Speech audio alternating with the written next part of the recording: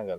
मी नागेवाडी गावातील रहिवासी धोंडीराम गंगाधर हिप्पाळे असून मी आंब्याची बाग लावली होती आणि कालच्या 5 वाजता आणि रात्री 8 वाजताच्या पाऊस वाऱ्यामुळे आंब्याचे अतोनात नुकसान झाल्यामुळे आता जवळपास 60% आंबा गळून खाली पडलेला आहे. आणि मागच्या वर्षी पण असंच वारं वादळ झालं, शासनाने 1 रुपया विमा दिला नाही. आणि आता या वर्षी पण शासनाकडे आमची अपेक्षा आहे की बाबा काहीतरी नुकसानीची भरपाई आम्हाला भेटावं. मागे सोयाबीन पेरले, सोयाबीनचे हाल झाले की सोयाबीनला 1 रुपया आपलं म्हणण्याप्रमाणे भाव भेटला नाही. आता ह्या आंब्याच्याच पिकावर आशेनं बसलो होतं, तर ती पण पावसानं नुकसान झाल्यामुळे आता आमची शासनाकडे एवढीच विनंती आहे की काहीतरी आम्हाला याच्यातून मदत भेटावी, एवढी अपेक्षा आहे. नेमकं किती या बागेतून तुम्हाला आपले फायदा मिळत होता? आता काय नुकसान झालेलं आता माझी आंब्याची बाग आहे 50 सार, म्हणजे 50 झाडं आहेत आंब्याची. 50 झाडामधून किमान मला एक 1.5 ते 2 लाख रुपये उत्पन्न मिळणं अपेक्षित होतं.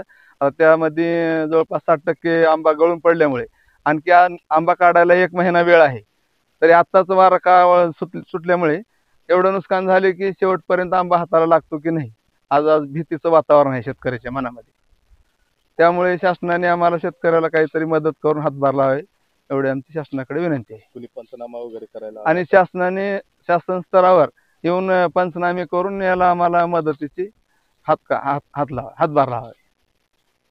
तात्काळ पंचनामे करून याची मदत द्यावी अशी आमच्या शासनाकडे विनंती आहे.